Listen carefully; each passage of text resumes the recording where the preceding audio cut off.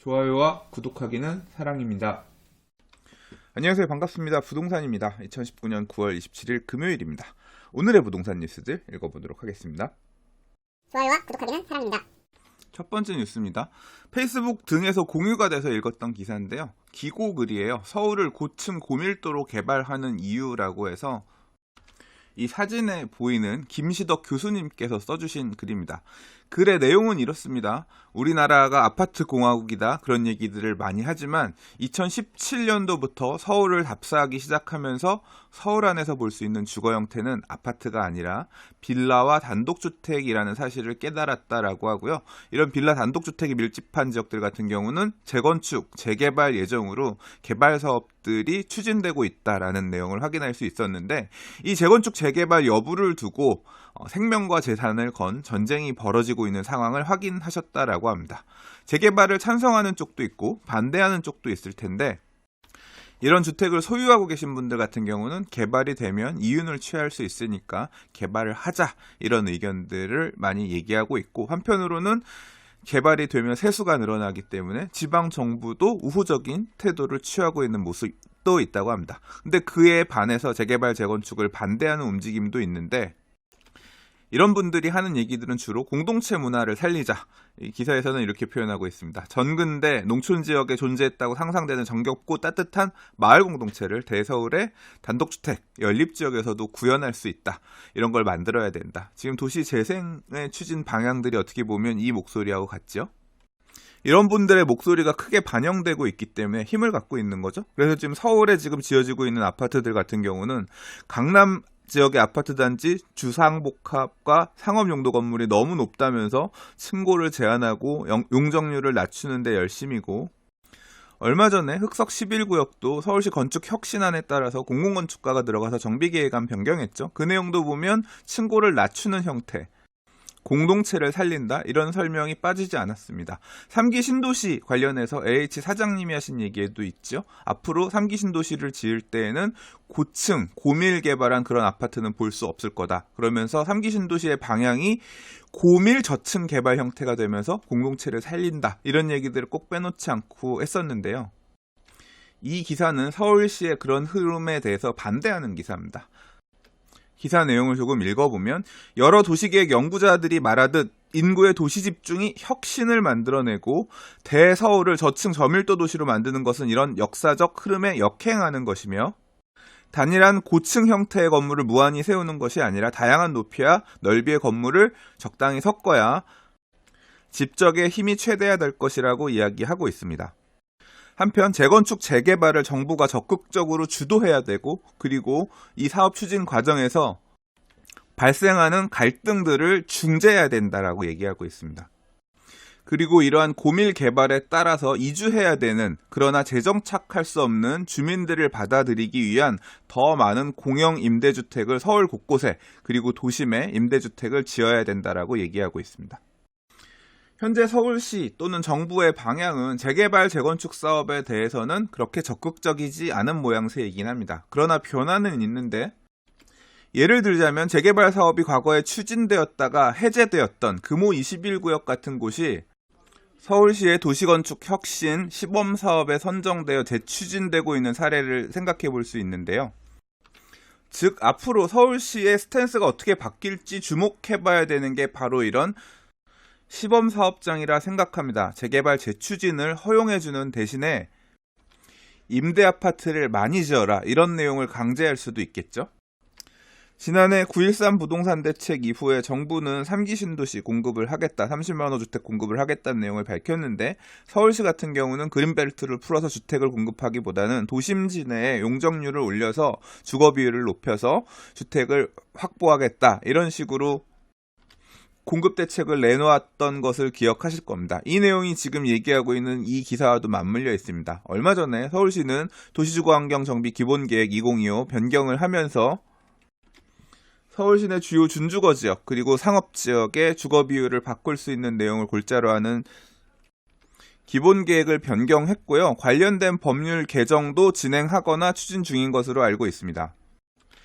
이러한 방향의 변화가 재개발 사업에 국한될 것인가 아니면 강남에 추진 중인 여러 재건축 아파트들에도 적용될 것인가는 앞으로 서울시 도시계획위원회에서 내놓는 정비계획안들을 보면 방향성을 읽을 수 있지 않을까 생각합니다. 좋아요와 구독하기는 사랑입니다. 지난주에 분양이 있었던 삼성동 상하 2차 아파트 재건축한 레미안 라클래시 청약 경쟁률 덜덜덜 했지요.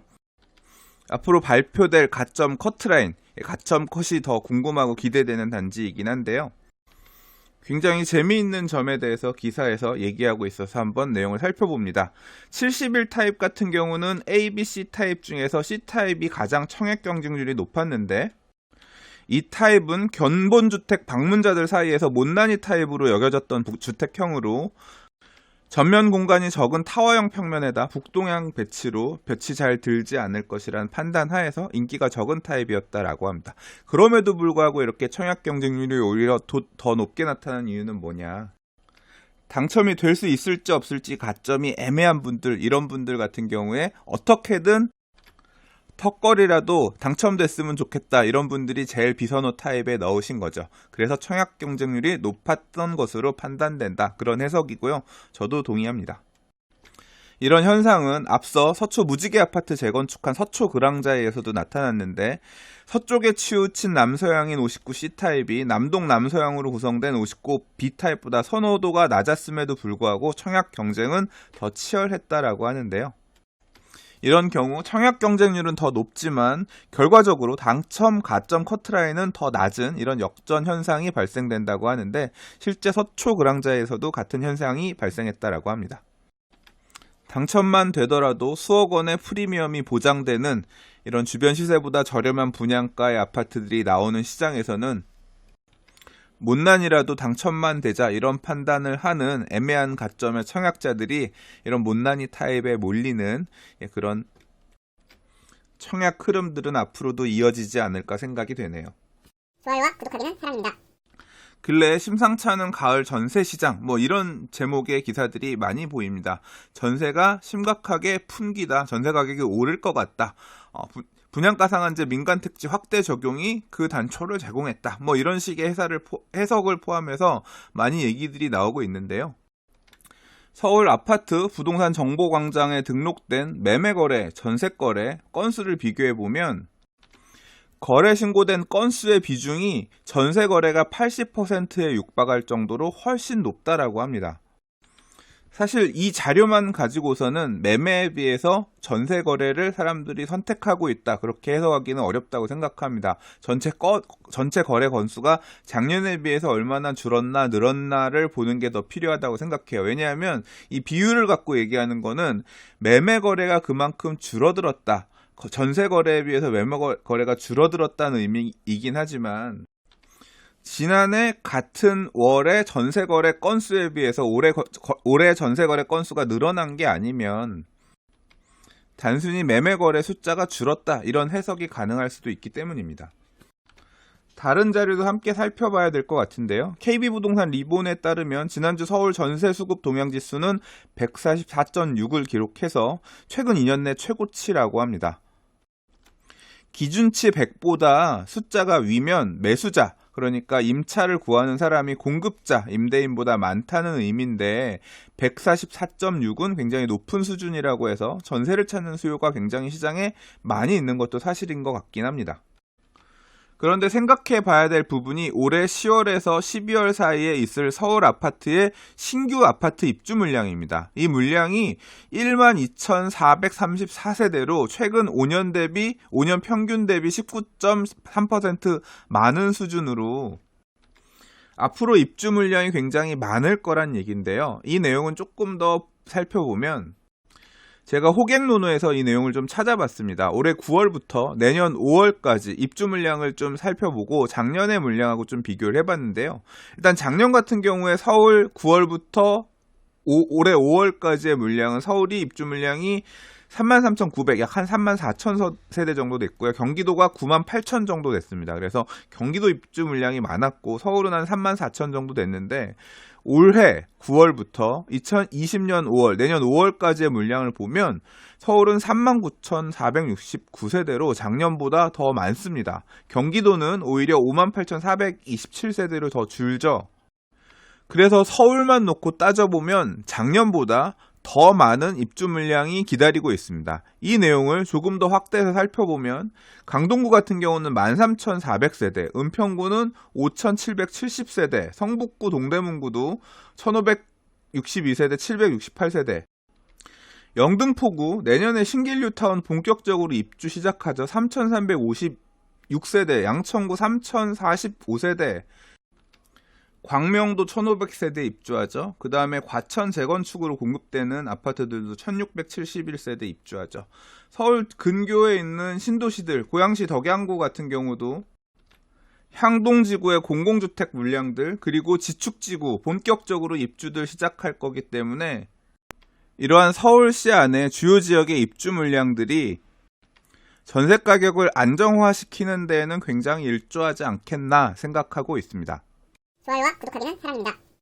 오늘 준비한 마지막 기사입니다. 분양가 상한제 민간택지 적용 관련해서 여러 가지 이야기들이 나오고 있는데, 분양가 상한제 아파트로 공급되는 민간택지 아파트를 받게 되면 여기에는 공공택지에 지금 적용되는 것처럼 분양계약자가 아파트 입주 시점에 이 물건을 임대해 놓거나 할 수 없고 본인이 직접 들어와서 거주해야 되는 이런 의무가 붙는다는 얘기예요.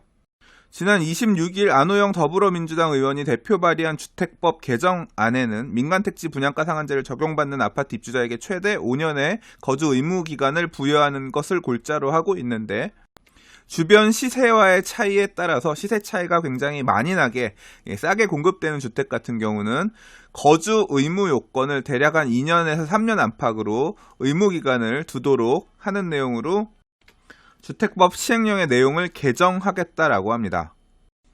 아마도 현재 공공택지에 활용되고 있는 공공주택특별법, 이 내용에 있는 조문을 가지고 와서 법안을 만들 거라고 생각해서 공공주택특별법 시행령 내용을 좀 찾아봤는데요. 기사에서 내용은 이렇습니다. 최초 입주 가능한 날짜로부터 90일 이내에 입주한 후 거주 의무 기간을 채우도록 하고 있고, 즉 이 얘기는 민간택지 분양가 상한제가 적용된 아파트 같은 경우는 신축 전세 물량이 나올 수가 없다는 거죠. 물론 조합원 것들은 가능하겠습니다만 일반 분양 받은 사람들, 이 사람들은 무조건 아파트 입주하면서 들어가 살아야 되기 때문에 신축 전세 물량들은 귀해질 수밖에 없다. 이제 그런 식으로 해석을 하고 있습니다.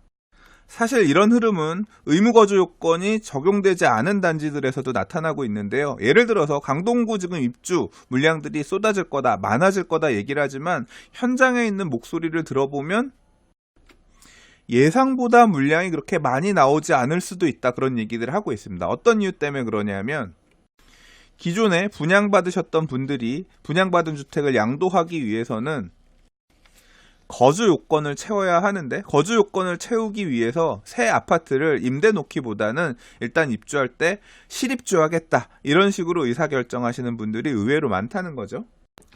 일반적으로 입주 물량이 많은 아파트 단지에서는 물량이 많이 쏟아지게 되면 전세 가격이 많이 내려가면서 주변 지역에서도 하방 압력으로 작동되는 게 일반적인 상황이었는데, 이러한 세제 규제 또는 의무 거주 조건들이 붙으면서 신규 입주 아파트라고 하더라도 입주하는 시점에 전세 등 임대 물량들이 줄어들면서 예전과 같이 전세 가격이 빠지지 않는 그런 상황이 연출될지도 모르겠습니다. 기사에서 얘기하는 것처럼 전세값 폭등 부를 것까지는 얘기할 수 없겠습니다만 조금은 다른 양상이 될지도 모르겠다는 생각이 드네요.